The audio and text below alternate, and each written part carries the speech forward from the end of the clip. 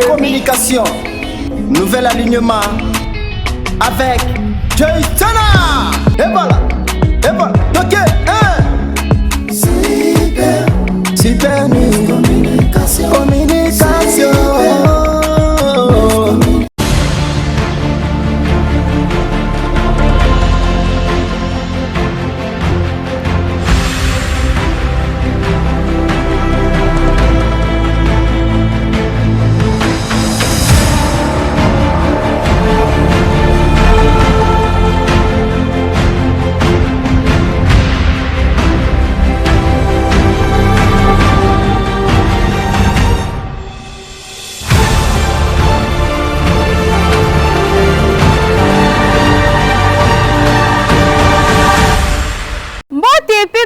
Et là, nous avons Super New Communication, magazine responsable.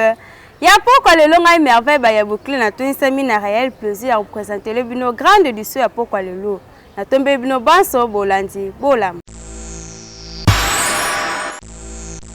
Tout la grande édition à mon colonel na maïmatali politique ya koye baeza que Commission électorale nationale indépendante Seni na Mukuse a fait bon nombre ya ba centre d'inscription ya élection 2023 plus de détails na commentaire haut. Kolandisa mana ba élection ya 2023 de Commission électorale nationale indépendante Seni na Mukuse ba couvrir maximum ya 22 500 centres d'inscription et d'élection lors ya lancement et enrôlement prévu en décembre prochain. Soit 47 017 nouveaux centres créés. Selon Seni enrôlement oyo Kendetine à mois de mars 2023. Selon directeur des opérations Yasseni Joseph Sengalusamba, Bayeko actualiser cartographie pour la collecte ya ba données, peut osa présentement ko consolider ba données récits à terrain pour na ko produire cartographie ya ba centre d'inscription pour na ko se faire enrôler peut ko obtenir ba carte de leur terre. Na 2018 ezalaki 74 919 électeurs na siège moko kolalisa mana année oyo Seni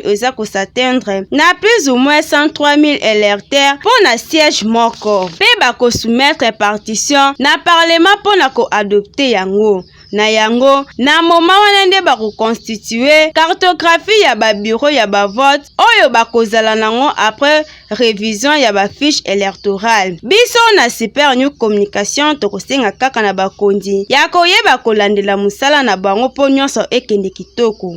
Biso to pesi kaka information précision. ONG les amis de grâce basala ki bongo sortie officielle ya ONG na bango mokolo ya dimanche 28 août 2022. Plus de détails na commentaire haut.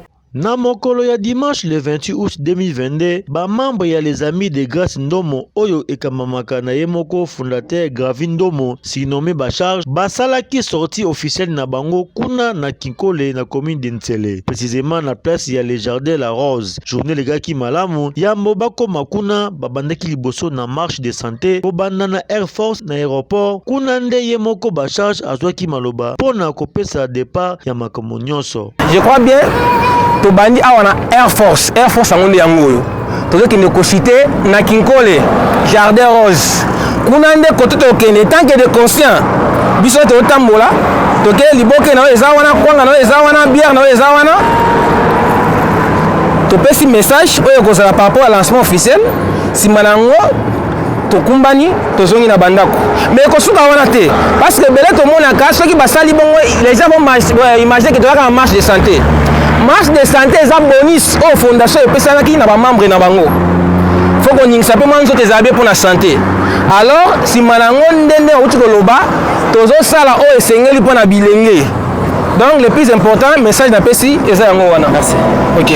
Après kotambola na bango nzela tikuna na Kinkole nde na sima bakomaki na Jardin La Rose bipai wapi cérémonie yango ekosalema nde programme ebandaki epai ya modérateur du jour prière d'ouverture esalamaki pona kotika makambo nyonso epai ya Tata Nzambe nde sima Monsieur Gravin Ndomo Bacharge oyo azali fondateur ya les amis de grâce Ndomo azwaki maloba pona koloba tina ya journée yango. Eloko liboso to koloba eza présentation. Ngai ceux qui boleti oh biso to sala bilamba les amis de grâce Ndomo. Grâce Ndomo eza mutu. Ngai yo fondateur y a Vision, les amis de Grâce Ndomo. Je crois que Nathan Molinga mon côté, nous avons une équipe Nanga Mobimba. Oh, Bazostala, les amis de Grâce Ndomo. Maman, les Cameroun, Toyeli Awa, ils ont souci ma casse au bisu Tozanango. Nous sommes presque bisu Tozan bilingue. La carte de la société, les lots, jeunesse, a un peu négligé. Nous sommes les lots, puis ils ont belé la carte de la jeunesse. Les jeunes sont comme incompétents, les jeunes sont comme irresponsables, les jeunes sont comme ils sont concentrés dans des ordres. C'est-à-dire qu'ils ont quelque part la volonté de sauter. Non, on a eu beaucoup de cas. Mais ils ont la volonté de sauter. Ils ont la cause. Et là, pour l'instant, ils ont la école. Pense que c'est une fondation et une idéologie pour résoudre des situations en alliance. Dans le cadre de la vision, nous avons un objectif. L'objectif est vraiment trop large. Mais donc, nous allons un peu, moi, me pousser pour que nous soyons ébelletés. Premièrement, vision la vision du Bosso, et ça encadrement de la jeunesse dans l'étendue de la République démocratique du Congo et Mobimba. Et pour votre information, nous avons se tenir à même événement, nous avons fait au même moment, au niveau de Congo central, au niveau de Kikwit, il y a Kouilou, Bandounouville, et au Katanga. C'est-à-dire même histoire. On a un mot, comme vous avez dit. Les autres sont les bilingues, on va bien bakuluna. Tant autant on a pas kangaye, et les gens on a ibi, à Saliboy. On kanga bango, à Kepe à Côte Bolo. À Songi, à ibi les sous, bakangi et les sous. Nous sommes là et nous sommes bisotés.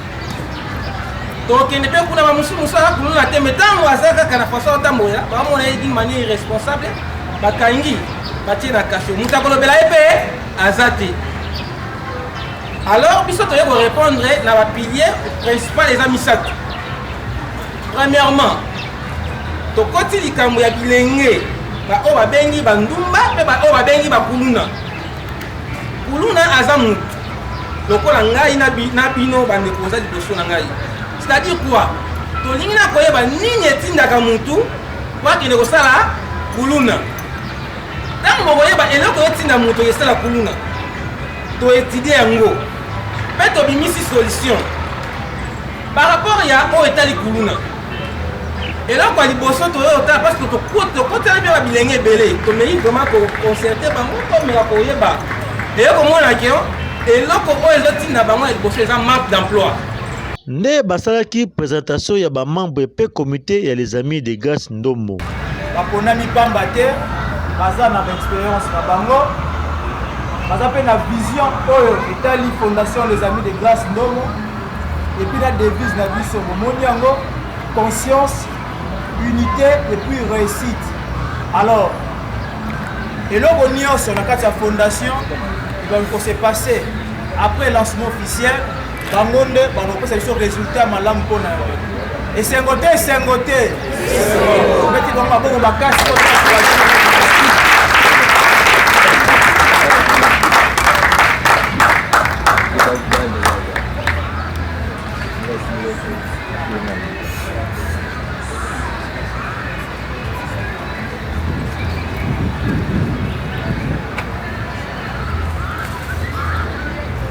Tout partout, Maloba et Pesamaki n'a pas invité. Azali Mokambi ya fondation Oyo, Maître Gravi Azali, coordonnateur national ya RR.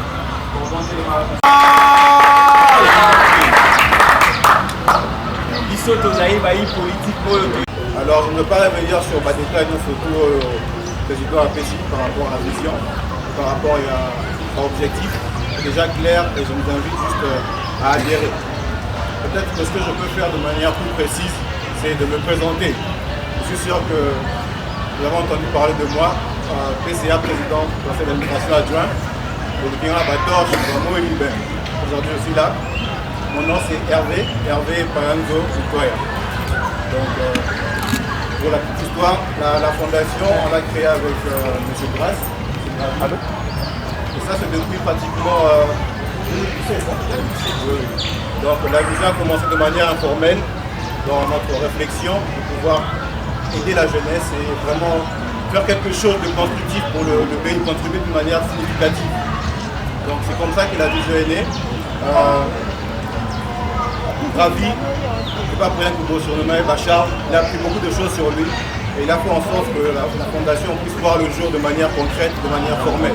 Nasuka na yango yemoko fondateur Bacharge Gavindomo apesaki précision na micro ya SU Communication. Oui, merci beaucoup, merci vraiment na présence ya baninga nyonso o baye ko participer na événement munene o esalami na date ya lelo le 28 août na kati ya Kinshasa na Espace Rose. Tolobelaki yango mingi eza lancement officiel ya Fondation Les Amis de Grâce Ndomo. Je suis le fondateur ya Fondation des Amis de Grâce Ndomo, toye na kati ya devise na biso eza conscience, unité, réussite. C'est-à-dire quoi? To sangisi ba conscient. Ba o ba kozala kati na biso eza ka ba jeune o baza conscient. C'est-à-dire quoi? To sangisi makanisi tanke de conscient, sima makanisi wana ezotinda biso na kosangana. Ce qui to sangani nde to kolonga. C'est ça la réussite. Alors na sima nga bozo mona eza na équipe munene, ndako pesa bango pe ata ba quelques heures ba koloba loba moko. Toye ko benga ko lancer appel na jeunesse congolaise. Aujourd'hui la jeunesse est négligée. Tozo mona ke bilenge baza na tina te, même na bisika misala ba jeune vraiment bazo misala te. Pona nini bazo tete bango ba des fois ba kuluna, des fois donc ba jar nyonso.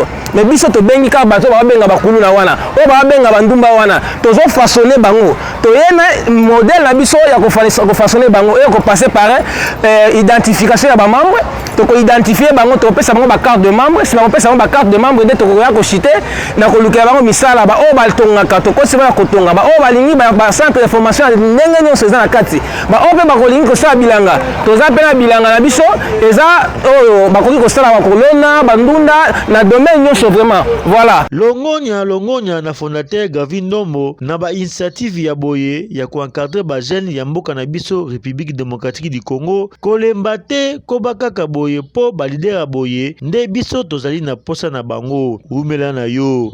En tout cas, ozali penza ba charge. Zwa na yo penza ba charge ya ba jeune nyonso ya République démocratique du Congo. Biso SU Communication tozali kaka sima na yo. Précision. Tokatisa na ngambu ya société ya koyeba ezake de la vraiment très avancée kuna la route elengesa na quartier Kimbangu boza ba détail na commentaire ya Arnold Kisam. Yango bakwe mososo bazo sepela na misala ezo salma pona kobongisa banzela na bango kasi awa na quartier Kimbangu 3 direction elengesa makambo ezo tambola malamu te. Onzela eza ya kobeba makasi kotunelanga kasi niveau mai ezo tonda wana epesaka pasi na mituka po eleka malamu. Tala neti jeune wana amoni mwa ete yemoko abandi kopepa mai pona ko permettre mituka ezwa ata mwa ya kotambola malamu. Mai wana niveau etondaka ebomaka kutuna ba moteur ya mituka batu misusu. Awa pe bambula yango ezozonga toyebi te soki bakosuka ndenge nini awa. Tokosenga na ministre ya ITPR na bakonzi ya ville province de Kinshasa botele mabozwa solution na problème ya nzela oyo. Surtout ba député oyo bobimela na funa bosala quelque chose pour circulation ezonga malamu na coin oyo. Biso topesi kaka information précision. Na République démocratique du Congo batebele baye bak importance ya fouille na nzoto ya motute yango super new communication asaleli bino élément oyo. Na République démocratique du Congo population eneglisaka likambo etali importance ya fruit na nzoto ya mutu. Esengeli kolia mbuma to pe fruit eza na ba importance ebele. Eza na nombre ya mukie ya bato oyo baliaka régulièrement ba fruit. Bosimbake kolia mbuma régulièrement eza motu ya makasi ba avantage lokola lilala to pe orange. Eza na ba vitamine ebele. Ba fruit mususu etondi na ba minéraux. Eza pe ko prévenir na ba maladie lokola cancer, maladie cardiovasculaire, obésité pe diabète. Bosimba pe boye ba ete Organisation mondiale de la santé OMS na mukuse et recommanda biso kolia 5 fruits na mokolo après kosilisa kolia to pe avant kolia. Na yango na micro super new communication population azanaki maloba te na o etali importance to pe ba vertu o ezalaka na kati ya fruits. Na yango tokosenga kaka na biso to consommer ba fruits pona koliesa nzoto to pe ko bénéficier na ba vitamine ebele o etondi na kati ya ba fruits. Précision. Na ngambo ya religion ya koyeba ezake Union des Jeunes Kimbangistes ya Kakabila ba présenter bongo coupe na bango oyo bazwaki kuna na kamba Nouvelle Jérusalem na date ya le 4 août bolanda elema ya merveille momo. Toujours na cadre ya mobange na festivité oyo euti koleka bongo na date ya le 4 août 2022, date oyo epesama bongo na Union des Jeunes Kimbangistes ndio ba jeune ya paroisse ya Kankabila kuna na commune ya Lemba batikalaki simate na tina wana mokolo ya dimanche 28 août 2022 ba présentaki ba coupe oyo bawutaki bongo kozwa na mboka ya Nkamba Nouvelle Jérusalem pona kolakisa musala oyo bawuti kosala.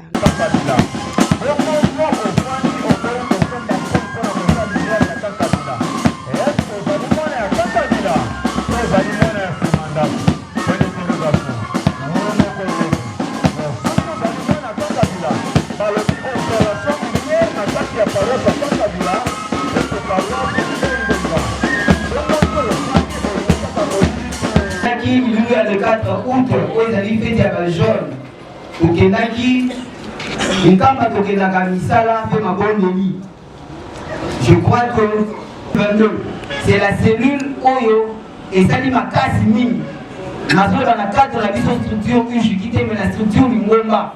Comme un jeune, comme un membre du comité à Ujuki, comme un délégué à Ujuki. Et voilà, Tobeni, papa. Diacre, responsable, papa Iboulou Nestor, peut-être que c'est ma bobo.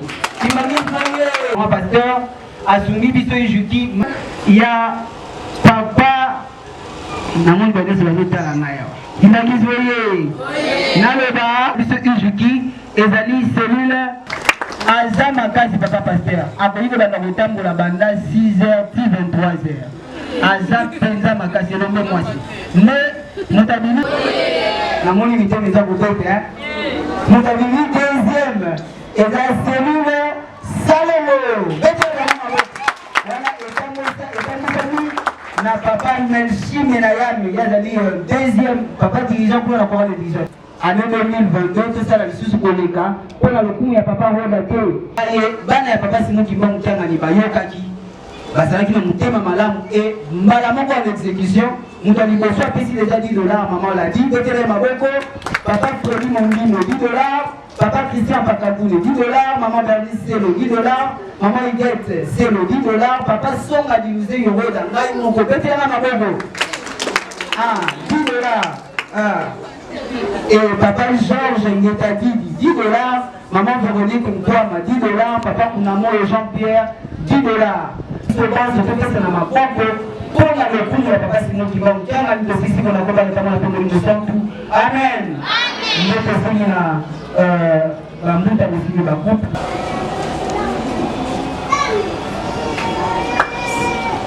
C'est quand même un bon repos. Voilà papa Clément qui dit. Il y a des gens qui ont délégué, il y a une juge qui a voyage pour eux.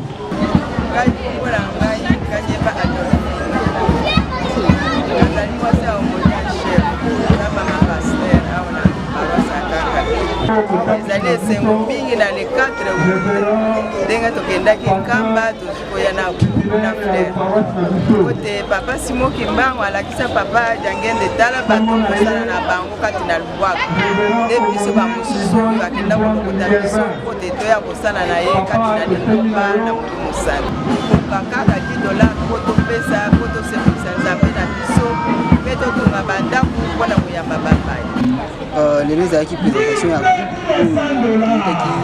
Nkamba 4 qui s'est dit papa par rapport à Misala et Salimaki, après ce qui qu'on a fleur, mon corps, il y a l'autre qui est le Samo, non pas pour la encourager, ça a toujours ça passe qui a vraiment sensibilisation, tout ça au top, tout ça à 100%. Les jeunes sont motivés, déjà dit c'est les choses à contribuer. Les aussi les jeunes qui ont participé, commission de biso qui organisation ya milieu les 4 pour établir un référent MENA qui nous félicitons Azali vraiment cela munene à obtenir résultat autour na moto PC merci na équipe na mo. Nous allons nzambe pesa biso tongo zali na makasi ya kosela yango. tolanda masengi nyonso te tomopesa mpona kosala tata nzambe surtout biso kakanka bila toza ya kolala totelema totonga nzanza bisai totelema totonga paroisse na biso c'est seulement à ce prix te tata nzambe akokanisela biso ezalaka nde boye etika ete tata nzambe apambola bajene oyo bazali kosala mosala na ye mpe lisusu tokosenga na bajene oyo baza na bolembu ya kosala mosala ya tata nzambe mpe baoyo baza na bolembu ya komataka nkamba Nouvelle Jérusalem bosala mosala ya tata nzambe mpo soki tata nzambe asepeli bino bokozwa kaka mapamboli biso topesi kaka baprecision.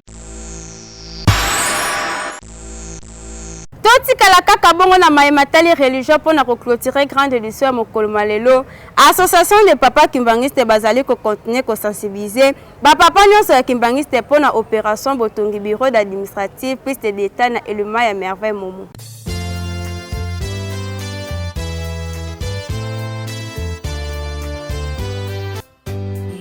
Kumwami Nondoni Sakwa Jambote Serafa Yakota Melibulu Yakota Melibulu Uuli Nina Pesa ya Paki Pesa ya Paki Donc Tata Bagozo Pour Tata Unofumo Na kombo tata mwana pe tata Molimo Santo wana toti kolanda maloba ya papa président général alobi kombo na ye Ndontoni Sakuba Diambote Séraphin azali représentant légal deuxième suppléant yep mutazali président général ya Paki. Papa autour de Kisalo, le bâtiment administratif. C'est un bâtiment administratif. Le bâtiment Kisalo, bâtiment de pêche. Le bâtiment bâtiment administratif. Quand il faut que tu vas là, on va dire comment tu te pêches. Petit de pêche, tu peux tout aller. Tu as là, un peu de soumba, peut-être que c'est le haut, c'est petit de pêche. Quand tu descends de quoi ça tu vas, je vais faire ça. Petit de vie, tu vas tâter la route, pour tâter là, c'est bien beaucoup là. Petit administratif et petit de pêche. Nous allons te le déjà de quoi ça tout. Ndenge touti kolanda liboso wa président général alobi bapesa ki biso misala mibale biso batata ya mokili mobimba ya yambo ezalaki tour administratif to bâtiment administratif ou tongaka na Kanfuma nde na sima papa ekopesa biso susu opération ya bateau de pêche alors ezali kokamwisa président kamwa alobi oh mais soki bato bakomi batata tokomi kolemba ou soit na babisika mosusu et comme na difficulté à kokongola mbongo pamba te likambo ngo ndelela lipongi bien soki ezate te biso avant tika makambo ya kosomi bato seke bato esi komi to présenter ngo pa ya papa wana nde to tiki makambo ya kosomi bato to komi kolobela makambo susu mais na siko nde to zaboye désordre ezala te esika nyonso tu batie yo za tata yeba ke papa pesaka biso misala mibale botongi bâtiment administratif na bosomi bato de pêche. Tango il faut mami papa mkitawa mami kitawa sasa betu kungini ufanye sangiza bantu ya solo tango nde koki tango koki pamba te mutu nyonso to azolanda maloba ya papa Simon Kimbangu kiangani kuna na Brazzaville to ya mikolo na mikolo tozolanda pe papa mbele ndenge aza koloba na bisiko nyonso to likambo ya Nzambe ni kosalema tata satapa zalaka musika te toyebi te na tango ya kala même na botongi yelo selemi ya kala bato bazali kobundisa ndakisa to bien ngeso na sala balati bato wana pe lelo bazali na makambo nyonso to oyo papa Simon Kimbangu kanga na Nzambe na biso aza kotinda na biso tokebela na bato ya bongo soko moni mutu aye na bakampagne ya mabe yeba kaka ke mutu wana alata kombo moko soki tonga te ngeso ni soki ngeso ni te sala balati mpona biso batata toyeba ke misala bapesi biso ya papa toza kosala yango na makasi nyonso po ete toka koluka mapamboli. Donc tata wana za kuseke yako haitaki mbogo za kiuvu sio kwa mbogo za mibanzo wewe tata mbogo za kiuvu leo tukaje bisanzwe kodagale mama konda betela papa Simon Kimbangu bamindele tango batunaki na 1921 balobi yo Simon Kimbangu lingo sala lingomba eske yo za na mbongo atutaki to mbongo na ngai bato yango banani ezali de biso pona kolakisa tozali mbongo ya papa Simon Kimbangu tina nde yango wana aza kopesa biso misala ya botongi yelo selebi misala ya bosombi ba bateau de pêche nyonso ezosalema mpo tolakisa ete ya solo biso tozali bana na ye tozali bato oyo tokoki koyokela banzambe mibale to misato te kaka ye moko ndenge tolobaka kawankakako yani kaka mfoko donc soki papa lobi biso tokosala kaka tokoloba kaka iyo donc mbongo ya papa Simon Kimbangu ezali nde biso baoyo batata na bamama ya lingomba ezali nde biso mbongo donc ntango papa sengi biso tozala na bolembo te tozala na keti te toyeba kosala to répondre na bakosa papa lipamboli baluka yango na makasi mpona misala mibale papa pasuso misala mibale papa tokapatua initiative bateau de pêche Pode alguns outros na batata sabe como se trata muito bem o conjunto de missão que sai toza kolemba te mpona kosala misala oyo papa pesi biso ezala ya bateau de pêche ezala ya bâtiment administratif toza kolemba te biso nyonso batata totelema ngwei tolakisa vraimen ete biso tozali ya solo bana ya papa tokolemba te tokosala yango kino tokokóma na suka nkumu desambe ezikala nkumuko munsinsani batata bokasali kai mbongo zile tukamunsinsani ya bateau de pêche et bateau d'initiative ici c'est comme ça le musée les enfants et les enfants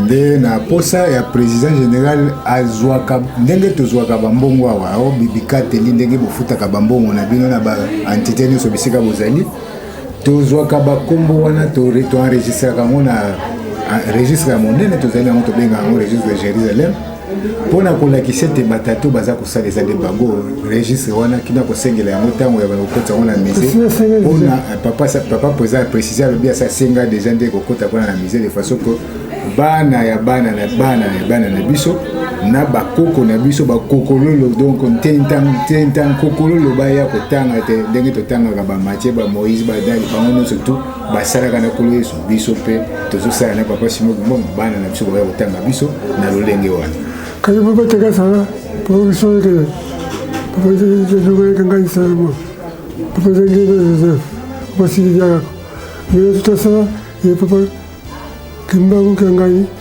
kisa sababu si kutoza vile kile tulia yayi papa sasa nkole papa kaka tulia bete katutoa pako katuguloko tusangolo tusize kubizo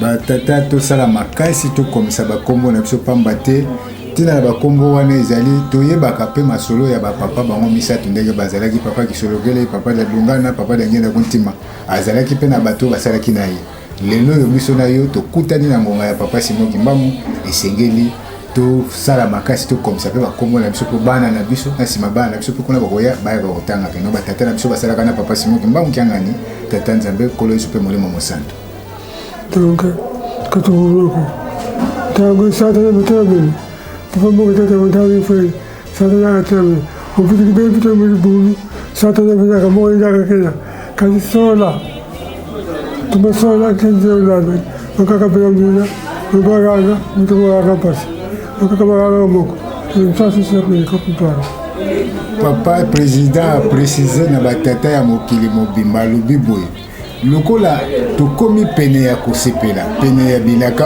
oyo nzambe na biso aza kolakela biso satana ndenge tuti koloba ya batobi ya ngeso misala balati basi batelemi pamba te bango bayebi ke baza na bango na eloko te alors moto nyonso ayebi ke aza na eloko te na bokonzi oyo ya tata molimo mosantu akomi na kanda d'ailleurs tozomona yango partout na bandako na bafamille na babisika nyonso na bamouvement omituna papa esika yo ozali ndeko na nga mobali tuna nani azobundisa nani eza kaka nde ndeko na yo moko nani azobundisa paki ezali kaka tata ye moko moto azobundisa misala ya paki kasi toyebake satana atelemi pamba te ayebi kaza nde na elonga te na bokonzi ya Merci na confiance pe fidélité bopesaka na Super New Communication magazine ba responsable ya pokwa lelo ezalaki bongo ngai merveille ba ya boucle na tonisamaki na réel plaisir ya représenter les bino grande de soi pokwa lelo kasi soki nakomaki kitoko na bandako na bino bozanga te kopesa un grand merci na équipe technique pe rédactionnel mobimba ya Super New Communication awa na Super New Communication mutuna ezalaka oyo nani vwama